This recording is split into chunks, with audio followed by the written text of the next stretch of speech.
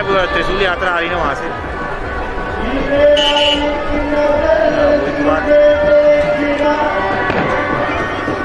त्रिशूल यात्रा आ रही है, उसकी बात चाहता हूँ।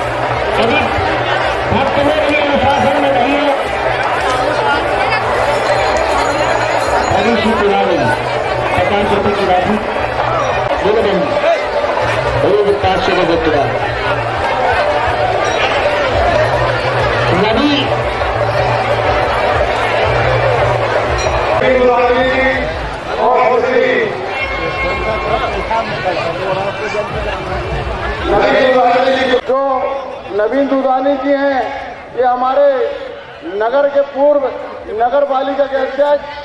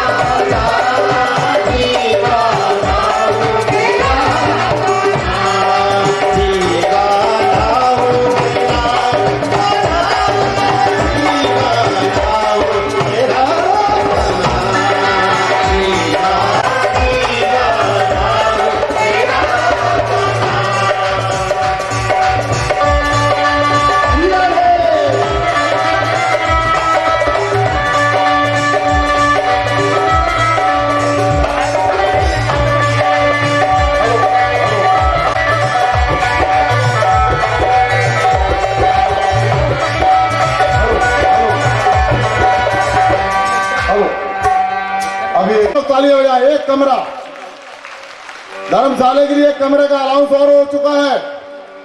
सुदर्शन सिंह जी बघेल कृष्णा लॉन के संचालक और अभी यहाँ भंडारा में भिड़े हुए हैं। उनके पिताजी की स्मृति में एक कमरा, तालियां बजाओ उनके नाम से। भगत सिंह जी बघेल और अनुपा भाई ये कहीं मिल नहीं रहा है भैया, बाजू का पूजन उनकी है, वो मिल नहीं रहा है किसी को। कृपया कर वो 13 तक समझ कर रह जाता है। मेरा और आज के पाठ का पूजन के जो लोग हैं, जिसमें सर्वश्री गोपी भाई जी परमहंसी वो मंच पर आ जाएं।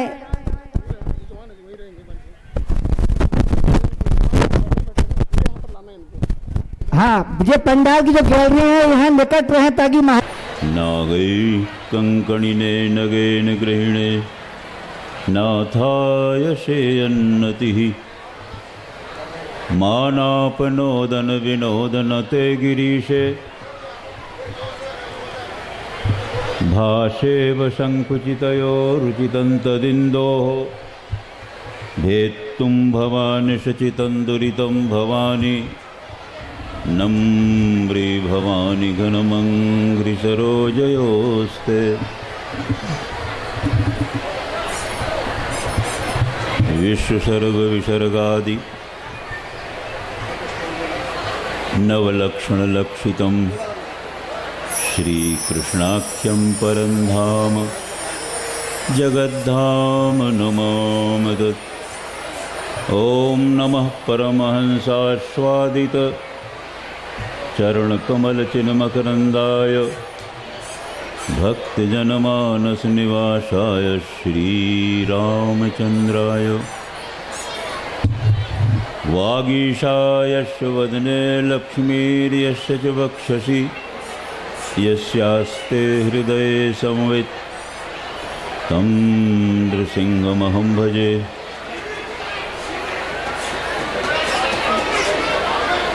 तद्दिव्यमव्ययं धाम सारस्वतमुपास्महे यत्प्रसादात् प्रलीयन्ते मोहान्धतमसश्छटाः।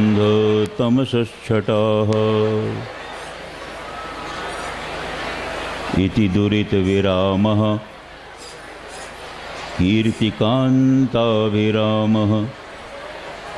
सुसुजन हृदय रामः कोप्यभूत् यत् स रामः प्रकृतमनुसरामः पापपाशन्तरामः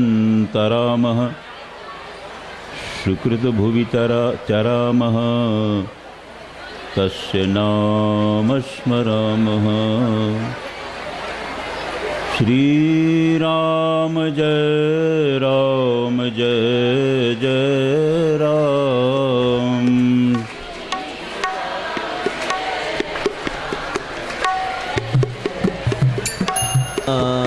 श्री राम जय राम जय जय राम।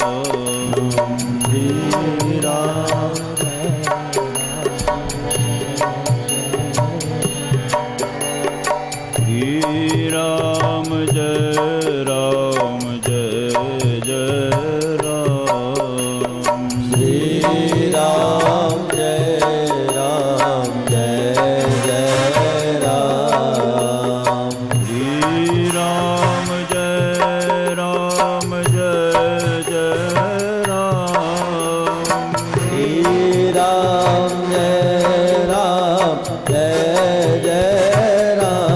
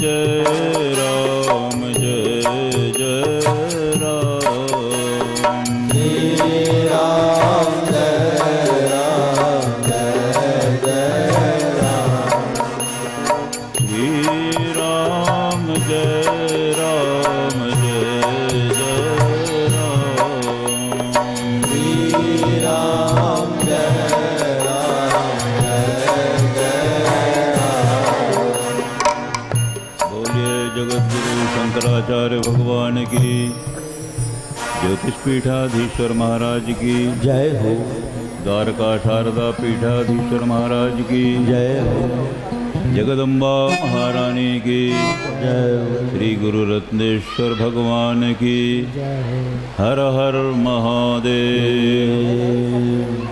ये जो हाथ उठाने का हम लोग प्रयास करते हैं, ये पूजन के समय भयाक्रांत महाक्रांत मुद्रा है। तो ये तो हो गई उपासना की बात। इस मुद्रा का राष्ट्रीय संबंध भी है। जब हमारे भारत के सपूत अपने घर का मोह छोड़ कर के देश की रक्षा के लिए अपने आप को बलिदान चढ़ा देते थे, अंग्रेजों भारत छोड़ो इस प्रकार का आंदोलन करते थे, तब हर हर महादेव करते थे। आज हमारे सनातन धर्म पर भी इसी प्रकार की ज्ञात अज्ञात आक्रमण हो रहे हैं। उपासना के क्षेत्र में, देवताओं के क्षेत्र में, भारत के तीर्थों के क्षेत्र में, नदियों के क्षेत्र में, सब जगह व्यतिक्रम हो रहा है। इसलिए हम लोग सनातन धर्मानुयायी हैं, जो हर युग में रहता है। सतयुग में भी था, त्रेता में भी था, द्वापर में भी था, तो कलयुग में भी रहेगा। इसलिए जगत गुरु शंकराचार्य जी जिन हमने एक दिन महाराज जी से कहा, महाराज जी हम तो दूसरा बोलेंगे। क्या बोलो? गुरोर नाम गुरोर नाम गुरोर नामैव केवलम। क्या क्या बोल रहे हो? हाँ महाराज जी, गुरोर नाम गुरोर नाम गुरोर नामैव केवलम। अच्छा और बोलो। हमने कहा हम कलौ नहीं बोलेंगे, हम बोलेंगे युगे। युगे नास्त्येव नास्त्येव नास्त्येव गतिरन्यथा। महाराज जी आप तो हमको सतयुग से समझाते आ रहे हैं, त्रेता से समझाते आ रहे हैं, द्वापर से समझाते आ रहे हैं। आज कलयुग में भी बैठ कर के आप अपनी जन्मभूमि तक को मंदिरों में के रूप में समर्पित करके हम लोगों को आप धर्म का उपदेश कर रहे हैं, ज्ञान का उपदेश कर रहे हैं। कलौ युगे नास्तेव नास्तेव नास्तेव गतिरन्यथा। आपको याद होगा महाराज जी उस दिन भीष्म जी की चर्चा कर रहे थे। युधिष्ठिर ने भगवान के दर्शन के लिए जाते समय देखा कि भगवान के आंसू बह रहे हैं, कांप उठ रहे हैं, रोमांच हो रहा है। बोलिए जगत गुरु शंकराचार्य भगवान की।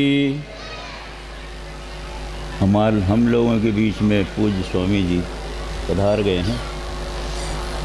तो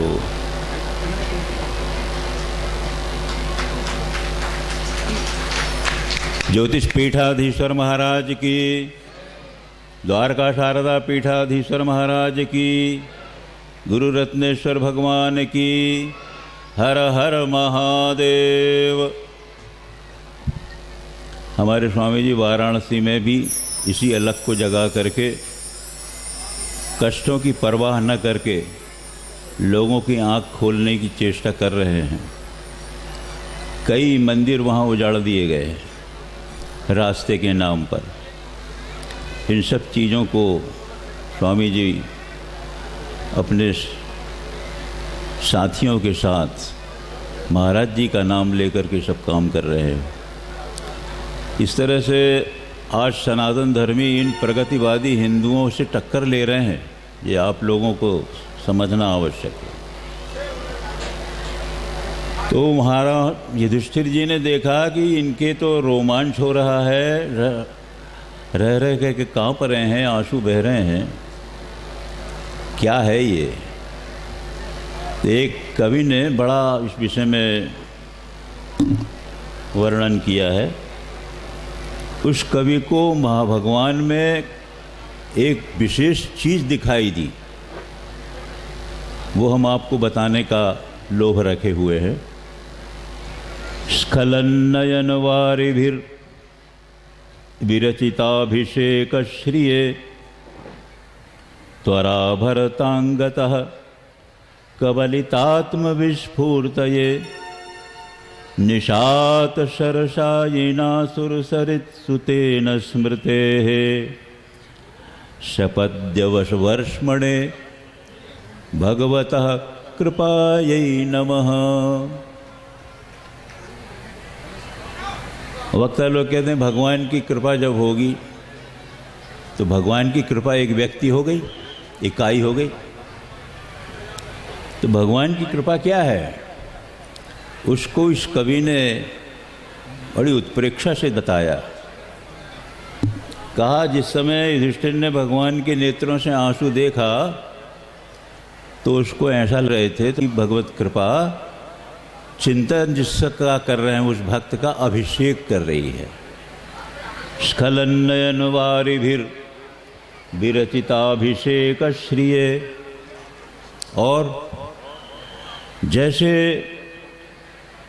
मिलने के लिए छटपटाहट होती है, आप लोग भी यहाँ आने के लिए, माताएं भी आने के लिए छटपटाती होंगी। जैसे गोपियाँ भगवान से मिलने के लिए जैसा हुआ वैसे ही चल पड़ी।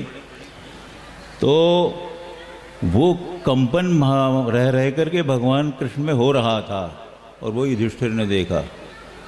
तो त्वरा भरतांगतः कवलितात्म विस्फूर्तये। उस त्वरा भरता से कि जब कैसे पहुंच जाऊं, इसके आधार पर वो अपने आप को कवलितात्म विस्फूर्तये, कवलित आत्म विस्फूर्ति, मैं हूं, इस बात को भूल गए और छटपटा रहे हैं कैसे पहुंचूं। किन के लिए? निशात सरसायिना, पहने पहने बाणों की शैया में सो रहे, और 1-2 दिन नहीं, 3 महीने। निशात सरसायिना सुरसरित सुतेन, और किसी ऐसे वैश्य की संतान नहीं, गंगा की संतान, जिसकी माँ को भगवान शंकर ने धारण किया है और जिसकी माँ का प्रादुर्भाव भगवान विष्णु वामन के अंगुष्ठ से हुआ है और जिसका प्रादुर्भाव ब्रह्मलोक में हुआ है। और वो माँ आई है तो भारत में ही आई है, गंगोत्री से, और भीष्म जी भी यहीं हुए।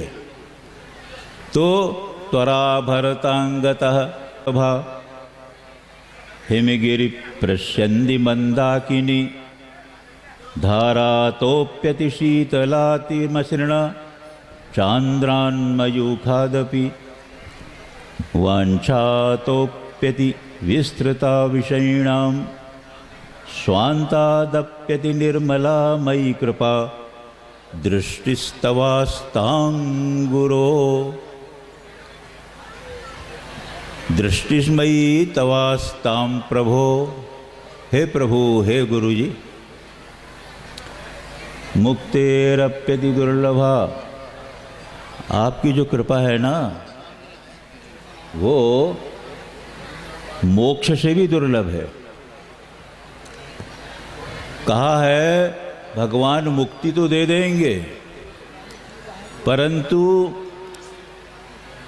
भक्ति बहुत सोच समझकर प्रदान करते हैं।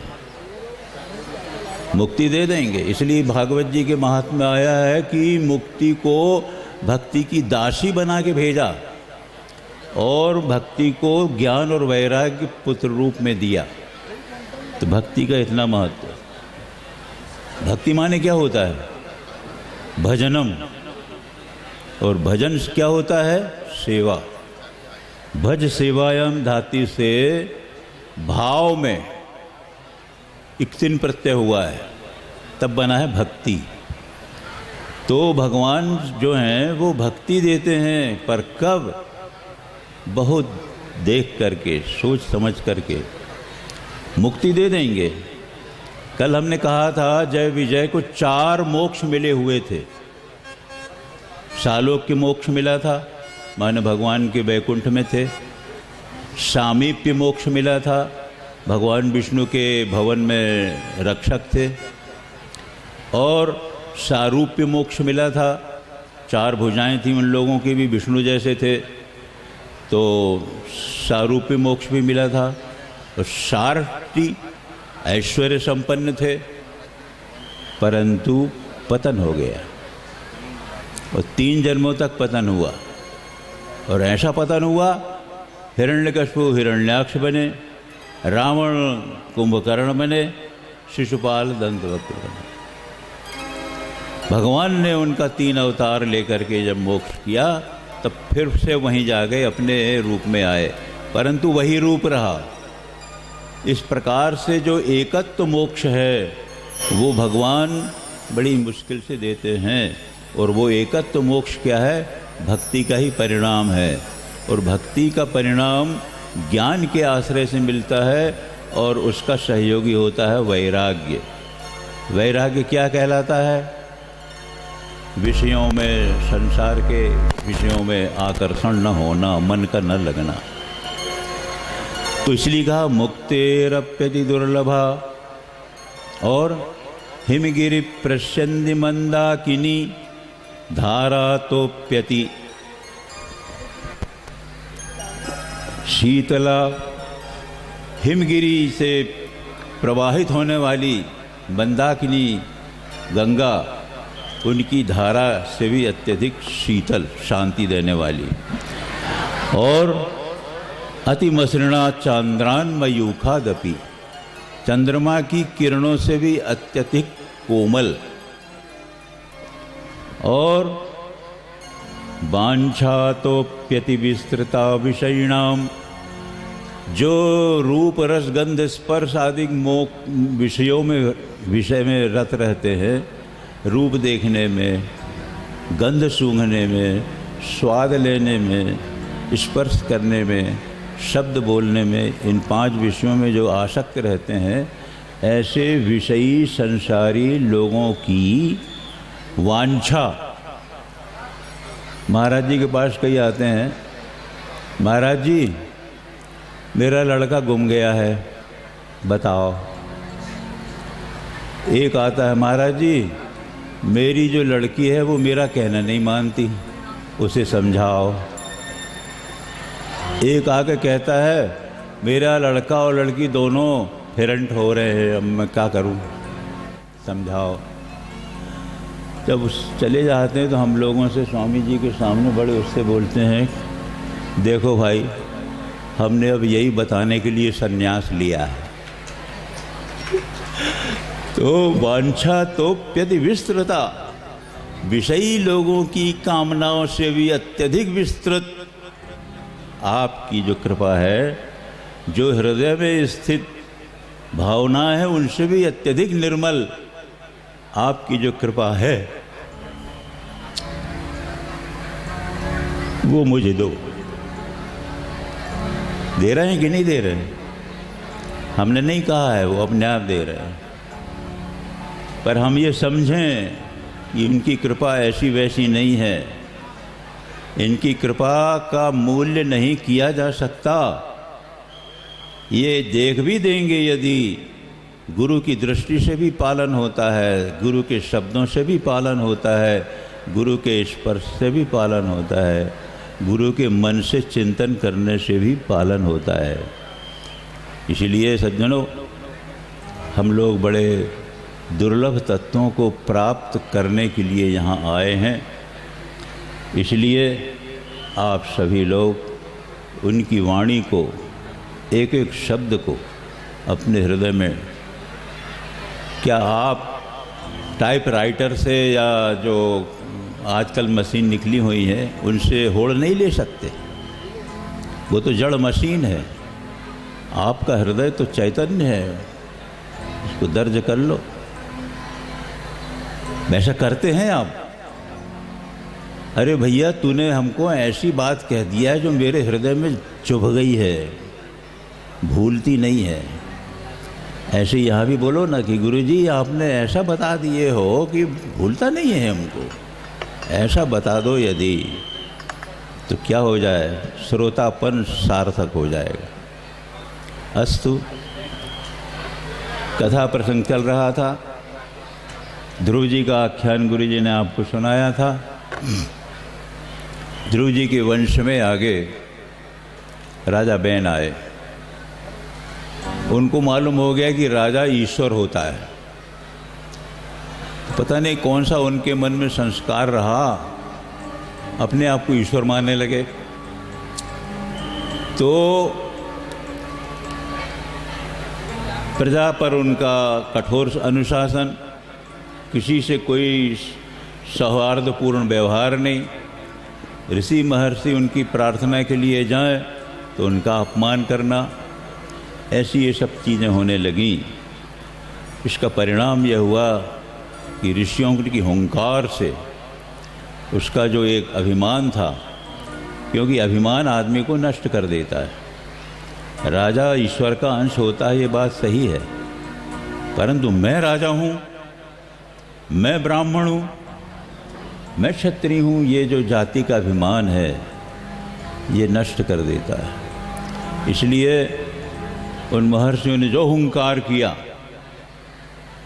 तो उस अभिमान के कारण उनका जो शरीर मृतप्राय था, अंतःकरण मृतप्राय था, निश्चेष्ट हो गया, निस्तत्व हो गया। अब उनके शरीर को सुरक्षित रखा गया क्योंकि वंशोच्छेद हो रहा था।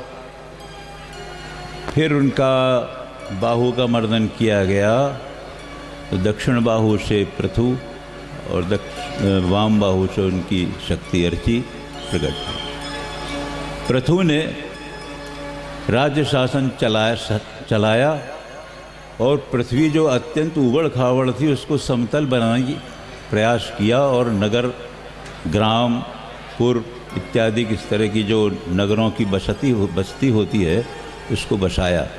इसलिए पृथ्वी जो नाम है वो पृथु के कारण है, और ये भगवान का अवतार।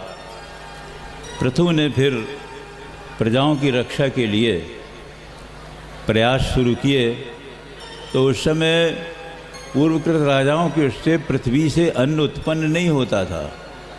उन्होंने निवेदन किया, पृथ्वी बोली मैं अब उत्पन्न नहीं करूंगी। भगवान को, पृथु को क्रोध आ गया, कहा तू नहीं करेगी प्रजा का पालन, सहयोग नहीं करेगी, तो मैं अपने आत्मतेज से प्रजा का पालन करूंगा, तेरी मुझे कोई आवश्यकता नहीं है। इस तरह से जब पृथ्वी को डांटा तो पृथ्वी फिर उस समय अकृष्ट पच्या हुई। अकृष्ट पच्या का अर्थ होता है बिना बखरे अपने आप अन्न का उत्पादन होना। आज तो यूरिया डाल के हम लोग अन्न उपजा रहे हैं, जिससे पृथ्वी की उर्वरा शक्ति और ख़त्म हो रही है। महाराज जी ने कितने बार कहा है कि देखो भाइयों, आप गाय के गोबर की खाद डालो तो जिससे धरती पवित्र भी रहेगी और किसी की हिंसा नहीं होगी। अब जैविक खाद में आप जैविक डाल रहे हो, उतने जीवों को तो नष्ट कर रहे हो। यूरिया डाल रहे हो तो पृथ्वी की जो उर्वरा शक्ति है उसको नष्ट कर रहे हो। इसलिए सबसे अच्छा तो सुगम साधन है, गाय गोबर भी देती है, गाय मूत्र भी देती है, और घास खाकर देती है, कोई बड़ी चीज़ें खा के नहीं देती। घास खा करके आपको गोबर दे रही है, मूत्र दे रही है, जो रोग को नष्ट करने की शक्ति रखता है। मूत्र से बड़े बड़े रोग नष्ट हो जाते हैं। तो आप गोबर की खाद डालो। यदि एक बात और हुई है, आप लोगों को शायद विश्वास न हो या आश्चर्य होगा, महाराज जी ने घोषणा कर दी है, हम जो भी अन्न लेंगे भिक्षा में वो यूरिया का नहीं लेंगे, गोबर खाद से जो अन्न आएगा वही लेंगे, और वही ले रहे हैं। कुछ लोग कहते हैं अरे महाराज गोहत्या बंद हो, ऐसा बोलने से कहीं गोहत्या बंद होगी, करना चाहिए, और खुद नहीं कर रहे हैं। तो हम ही ने कहा उन लोगों को, सुनो तुम भोजन करते होगे यूरिया की खाद का, ये गोबर की खाद का अन्न हम ही लोग दे रहे हैं, हम गुरु जी को भेंट और भिक्षा ले रहे हैं। तो कौन कर रहा है? जो बोल रहे हैं तो कर भी रहे हैं। इसलिए ये हम सभी लोगों की बहुत बड़ा झटका है, और हम लोग को सचेत होना चाहिए। जो हमारे किसान बंधु हैं उन लोगों को यूरिया लेने के लिए तो बहुत परिश्रम करना पड़ता है, परंतु गोबर की खाद लेने में परिश्रम नहीं करना पड़ेगा। घर में गाय है, गाय का संरक्षण यदि हम करें तो घर बैठे हमको खाद मिलेगी, और शुद्ध पवित्र अन्न मिलेगा। ये गोहत्या बंद हम करो, इसका हम लोग सक्रिय प्रयोग करते हैं, इसलिए कहते भर नहीं है, महाराज जी उसको चीज़ को करके दिखाते हैं। तो इस प्रकार से पृथु ने पृथ्वी को जब ढांटा तो पृथ्वी से अन्न की उत्पत्ति हुई और प्रजाओं का पालन हुआ। उन्होंने बहुत अश्वमेध यज्ञ किए, उन यज्ञों को संपन्न करा करके वे शांति का लाभ कर रहे थे। उसी समय भगवान का उनको दर्शन हुआ, तो उन्होंने प्रार्थना में कहा कि भगवान, मैंने जो ये यज्ञ किए हैं इसमें मेरी कामना स्वर्गाधिक लोगों को प्राप्त करने की नहीं है। मैं तो केवल आपकी भगवत भक्ति मुझ में हो, उसके लिए ये सब आयोजन कर रहा हूँ, कर्मयोग का साधन कर रहा हूँ। आप यदि मुझे कुछ दे रहे हैं तो भागवत जी में आया, मेरे 10,000 कान हो जाएं। भगवान से कहा 10,000 कान हो जाएं। 10,000 गिनती की नहीं है, वो पूर्णता का है, परंतु उनका संकेत था कि आपकी सृष्टि में हमें केवल 2 ही कान मिले हैं, तो ये बहुत कम है। आपकी कृपा से हमें 10,000 कान मिले तो हम 10,000 शब्दों को एक साथ अपने मन में ले लेंगे आपके महत्व के। आज फिर 2 ही कान हैं, भगवान ने सुनने की शक्ति दिया है, तो भीतर की जो हृदय की आवाज़ है वो तो सुनाई नहीं पड़ती। वो जो हम कैसेट का गीत रहता है उसके लिए लगा लेते हैं कान में, वो सुन रहे हैं, परंतु यदि उसमें भी यदि भगवान नाम सुनो तो भी गनीमत है। यदि ऐसा हो जाए तो वो भी सार्थक है। परंतु प्रेरणा हम भागवत यदि सुन रहे हैं तो भागवत में राजा पृथु ने जो ध्रुव के वंशज थे, भगवान से कहा कि हमें 10,000 कान प्राप्त हो जाएं। बोलो वृंदावन बिहारी लाल की। आगे राजा प्रियव्रत का आख्यान आता है। राजा प्रियव्रत विरक्त वृत्ति के थे, उत्तानपाद के भाई थे, और ब्रह्मा जी ने उनसे निवेदन किया कि तुम सृष्टि में भी अपनी दृष्टि लगाओ, मन लगाओ। तो उनके वंश में नाभि राजा हुए, उनकी पत्नी थी मेरु देवी, उनसे भगवान ऋषभ का अवतार हुआ। भगवान ऋषभ ने ब्रह्म चिंतन करने में क्या परिणाम होता है इसको दिखाया। ब्रह्माकार वृत्ति जब हो जाती है उसमें क्या परिणाम होता है वो उन्होंने दिखाया। और उनके 100 पुत्र थे, उनमें ज्येष्ठ पुत्र थे भरत, और 9 पुत्र तो 9 योगीश्वर हो गए, जिनका वर्णन 11 स्कंद में आया हुआ है। और जो बाकी शिष्य थे वो सब कर्मकांड में रत हो गए। इस प्रकार से उनके वंश का वर्णन आता है। ऋषभ देव जी अपने पुत्रों से उपदेश के समय कहते हैं, मत कर्मभिर मत कथया च नित्यम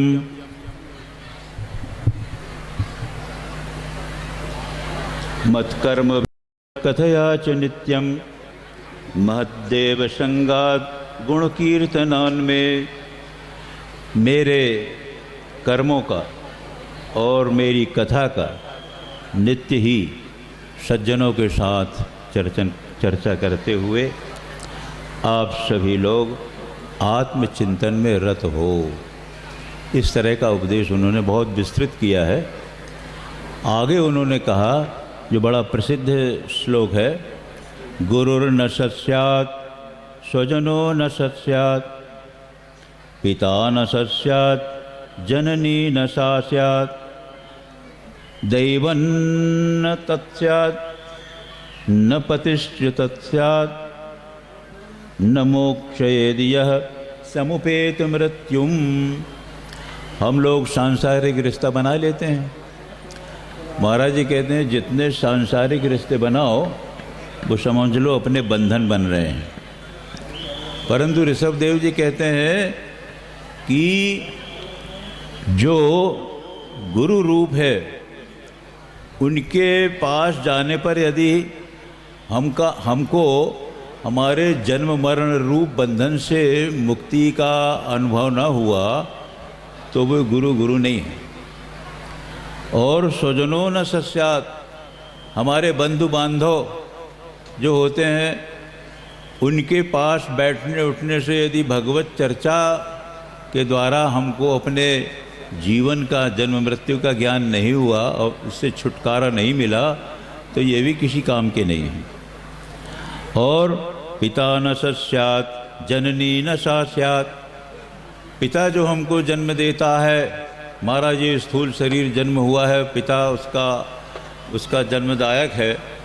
उस पिता के द्वारा यदि हमको ऐसी शिक्षा नहीं मिलती कि जिससे हम जन्म मृत्यु के बंधन से मुक्त हो जाएं तो वो भी कहने मात्र का पिता है।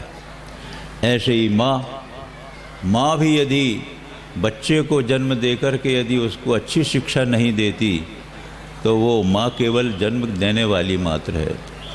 एक बड़ा अच्छा श्लोक आता है पुराणों में मदालसा का।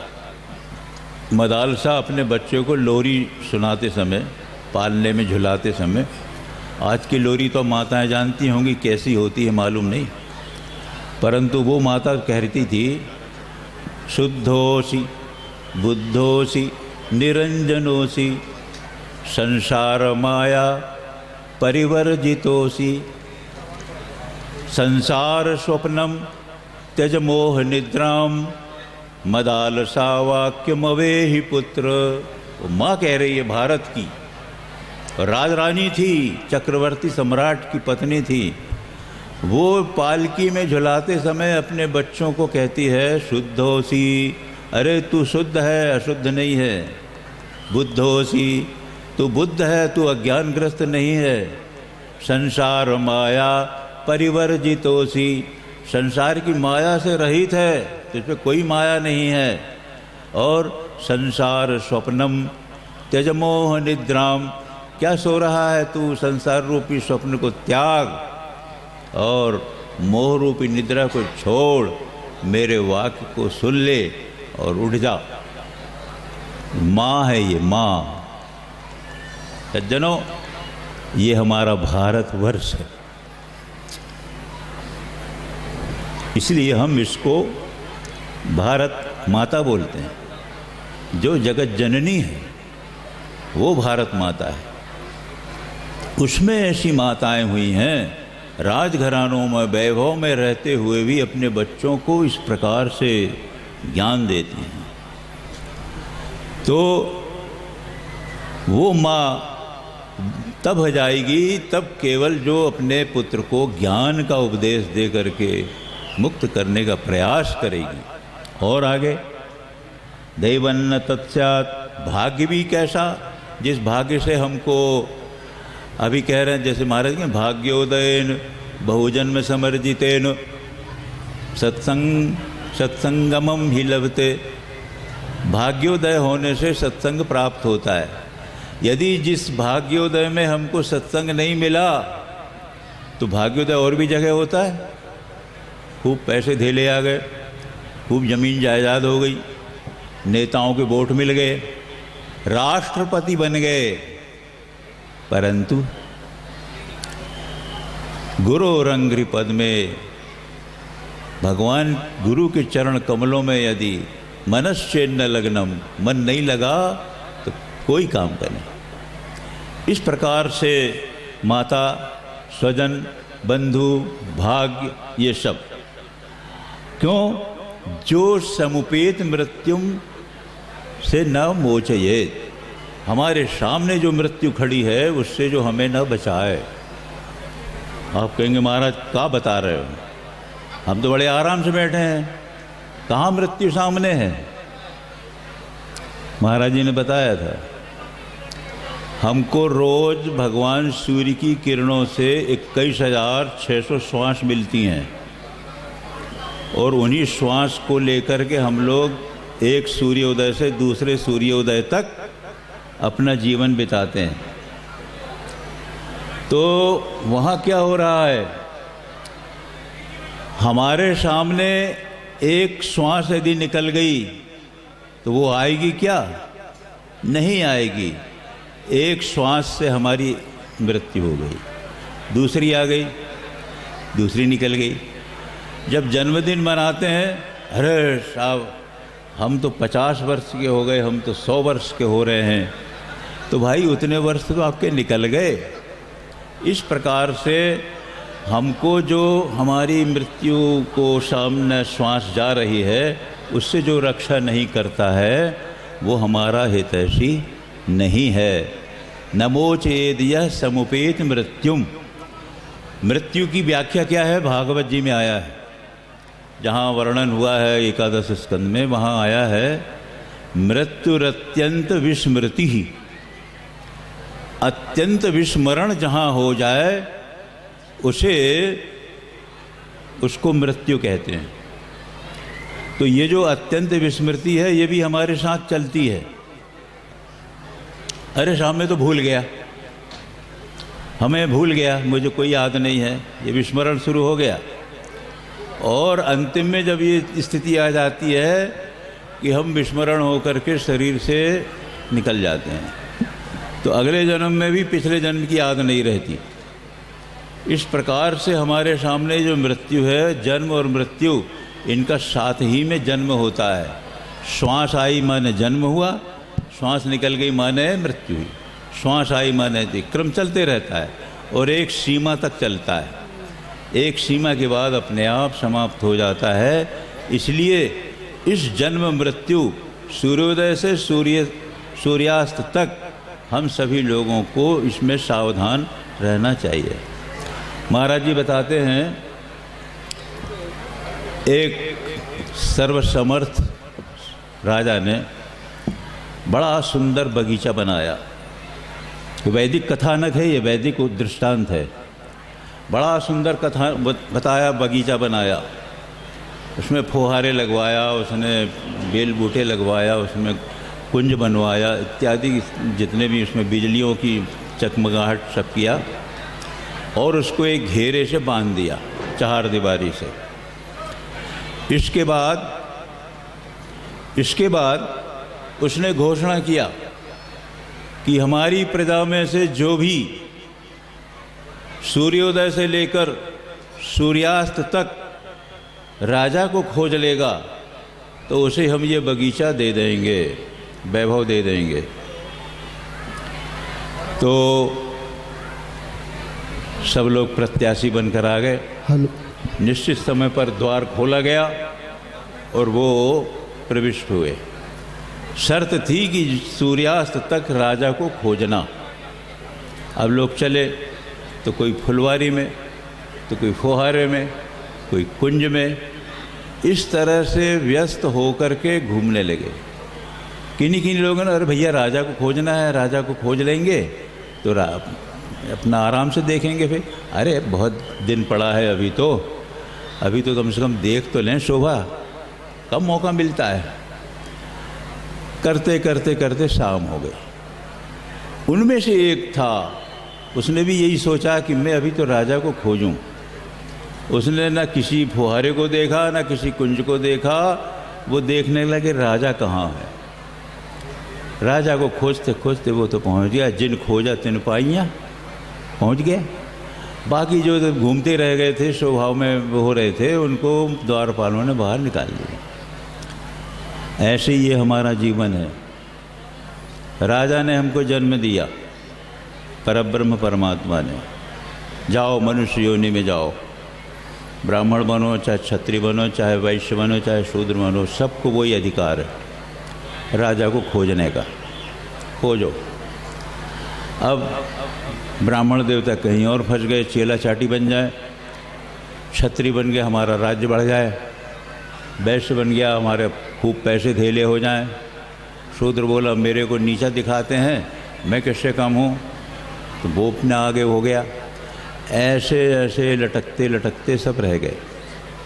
आ गया बुढ़ापा, हमारे मृत्यु का समय आ गया, राजा नहीं मिल पाया। परंतु जिसने आत्मा को खोज लिया अपने गुरुजी जैसे, उसको पूरा राज्य मिल जाता है।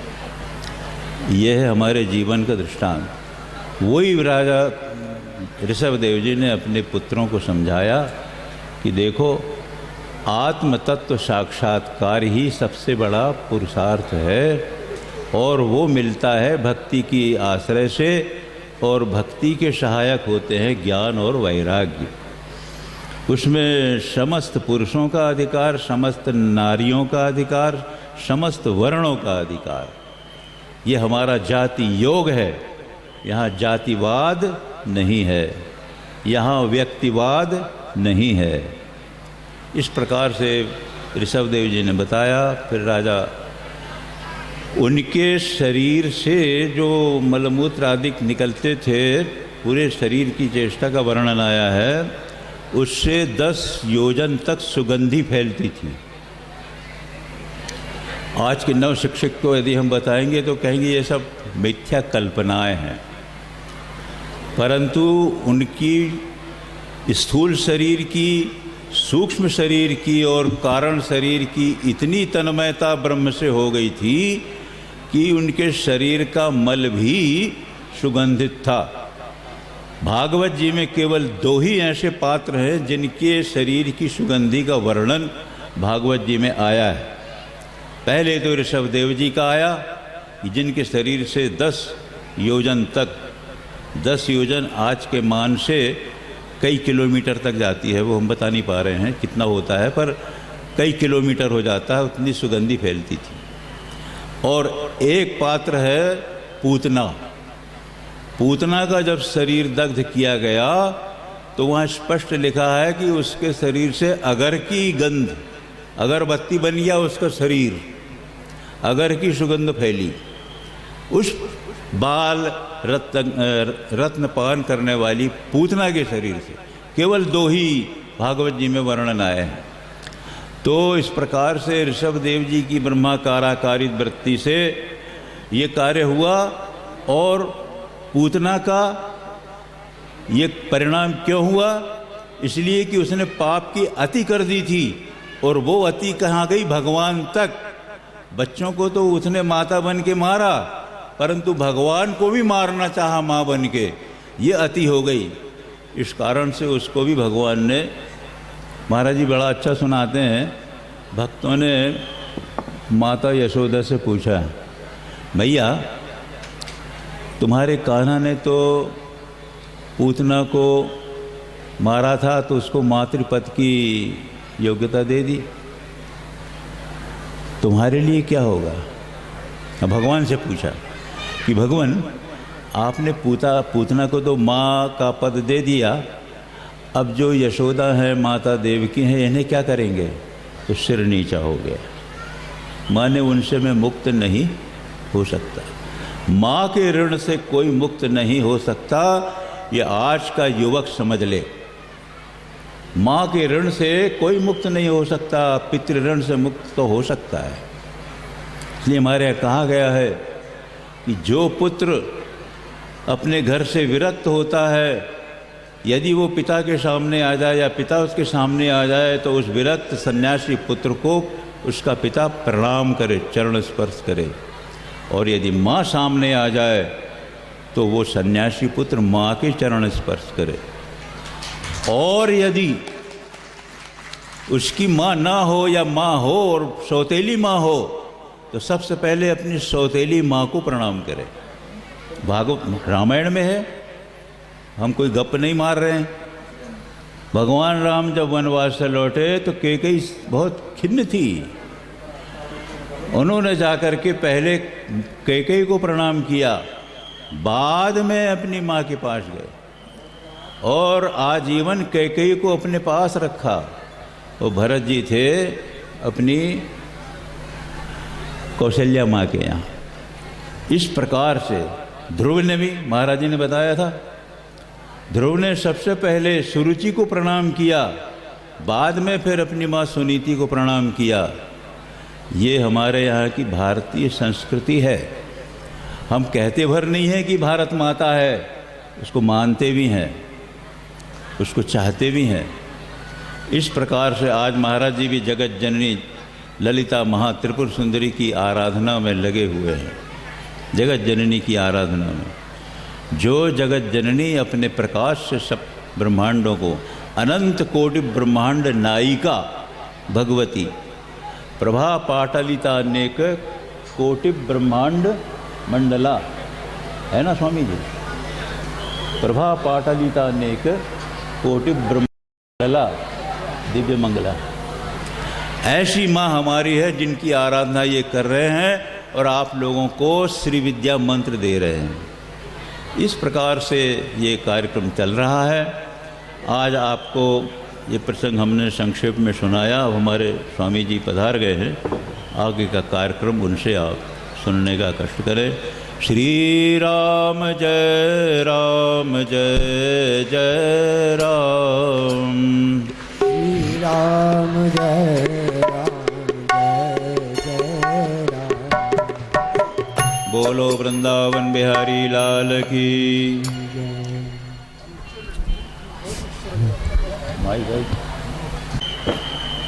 अब विष्णु प्रसाद गोंठिया जी हैं। महाराज श्री के जन्म स्थान पर हम लोग बैठे हैं। महाराज श्री का बाल लीला धाम भी नरसिंहपुर जिले में बना हुआ है, ग्राम बरहेटा में। तो बाल लीला धाम से विष्णु प्रसाद गोंठिया जी आए हैं। एक भजन वो प्रस्तुत करेंगे और उसके तत्काल बाद आगे का कार्यक्रम होगा। शीघ्रता से भजन प्रस्तुत करें श्री विष्णु प्रसाद गोंठिया जी। पंडितों को चाहिए बता देना।